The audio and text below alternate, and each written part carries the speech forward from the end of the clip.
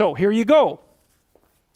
This is from the Wonderlic people. They're a commercial company that makes general cognitive ability tests, and it's often used by corporations, even though it's actually illegal. It's actually illegal to use IQ tests, but the Wonderlic doesn't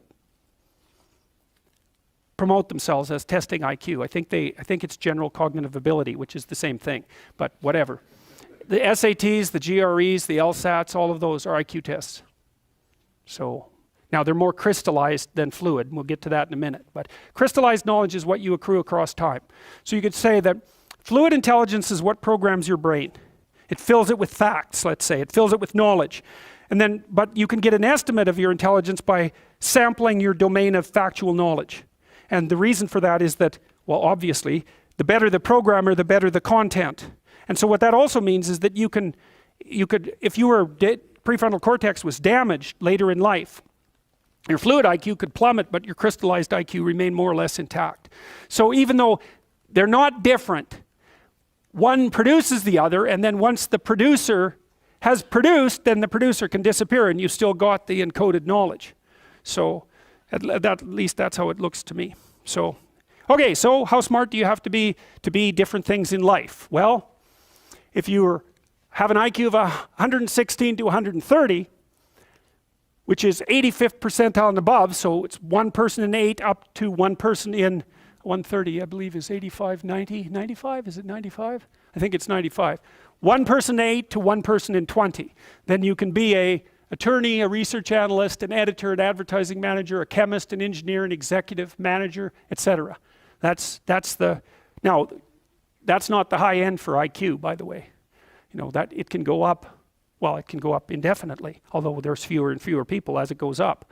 So if you want to be the best at what you're doing, bar none, then having an IQ of above 145 is a necessity, and maybe you're pushing 160 in some situations, and maybe that's making you one person in 10,000 or even one person in 100,000. And then also, to really be good at it, you probably have to be reasonably stress tolerant and also somewhat conscientious. So you know, people, when you think, well, why is it that smart people are at the top of dominance hierarchies? And the answer to that in part is because they get there first. Right? I mean, everything's a race, roughly speaking, and the faster you are, the more likely you are to be at the forefront of the pack, and intelligence in large part is speed. That's not all of it is. So if you're moving towards something difficult rapidly, the faster people are going to get there first. So IQ of 110 to 115, so that's 85th to 73rd to 85th percentile. Copywriter, accountant, manager, sales analyst, general manager, purchasing agent, registered nurse, sales account executive. If you look at universities, the smartest people are, they're above this. Who are the smartest people at university? What do you think? Mathematicians, physicists and mathematicians, right. I could tell you who's on the other end, but I won't. Yeah, I'd like to though. Anyway, anyways, okay. Going down the, now 103 to 108 is slightly above average, right? 60th to 70th percentile. Store manager, bookkeeper, credit clerk, lab tester, general sales, telephone sales, accounting clerk, computer operator, customer service rep, technician, clerk, typist. So you see at this level, people have some technical skill and some ability to deal with complex things. Okay, that's dead average. 100 is average. Dispatcher in a general office, police patrol officer, receptionist, cashier, general clerical, inside sales clerk, meter reader, printer, teller, data entry, electrical helper. 95th to 98. Machinist, food department manager, quality control checker, security guard, unskilled labor, maintenance, arc welder, die setter, mechanic. Good IQ range for relatively qualified tradespeople. 87 to 93. Messenger, factory production worker, assembler, food service worker, nurse's aide, warehouseman, custodian, janitor, material handler, packer. Now, what you're starting to see is that as you move down the hierarchy, the jobs get simpler. They're more likely to be assigned by other people, or they're repetitive. Because what IQ predicts to some degree is how rapidly you can learn something, but once you've learned it, it doesn't predict necessarily how well you do at it. And so the more repetitive jobs people with lower IQs are more suited to more repetitive jobs. Under 87, is there something? Well, no. Right. That's a big problem. And it's something our society has not addressed at all. Jobs for people with IQs of less than 85 are very, very rare. So what the hell are those people supposed to do? It's like it's 15% of the population. What are they supposed to do? Well, we better figure it out, because one of the things that's happening too is that as the high IQ tech geeks get a hold of the world, the demand for cognitive power is increasing, not decreasing, right? You want to be a teller? Well, you know, those checkout machines, they're not so simple. You want to work at McDonald's? You think that's a simple job? You don't see robots working at McDonald's. And the reason for that is that what McDonald's workers do is too complex for robots to do. So this is a discussion that no one wants to have, but that's okay. It's still a problem, and it has to be dealt with. So the US government, I think I told you this at one point already, it's illegal to induct anyone into the US Army if they have an IQ of less than 83, right? It's about 10% of the population.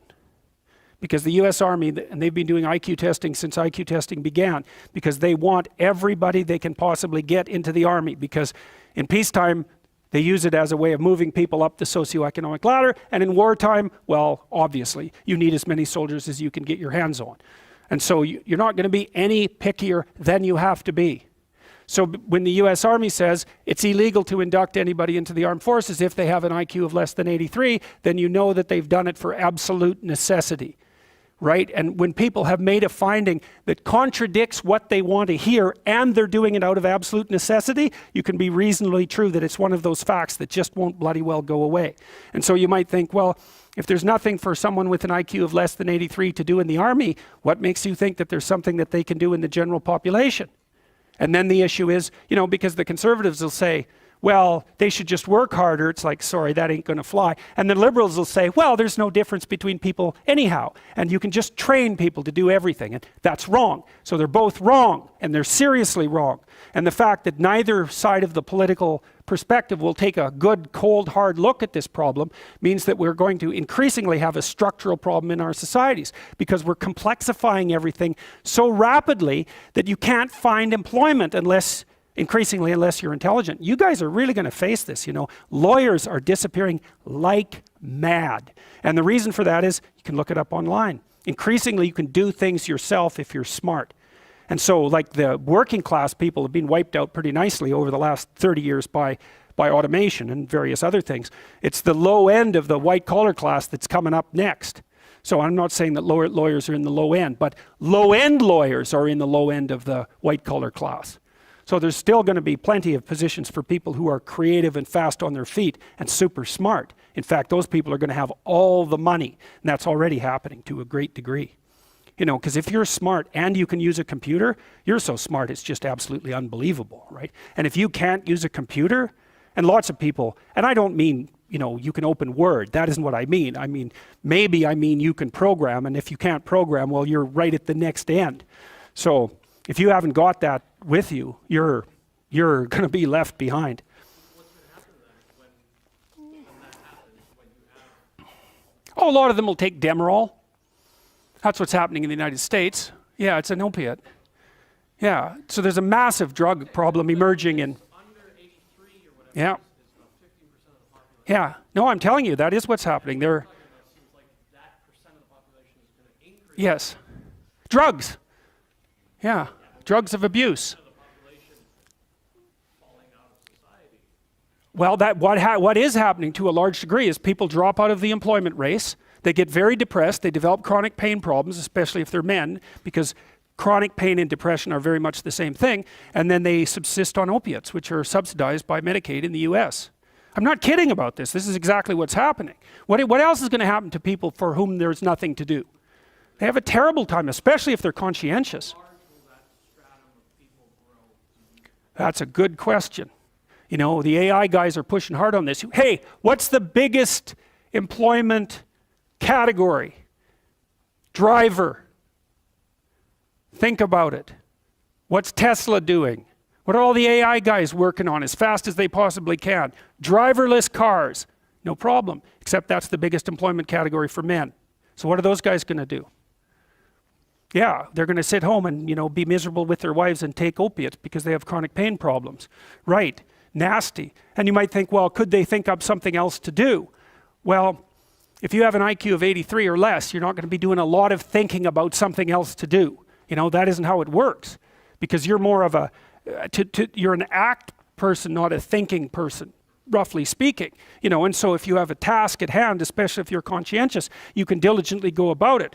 But, you know, I've tried to train people with IQs of 80 and less to do what I would consider tasks that one of you could learn to do in 10 minutes and never make a mistake again. And it's like tens of hours with bare minimum mastery of the tasks. So, yeah, it's an ugly situation, no doubt about it.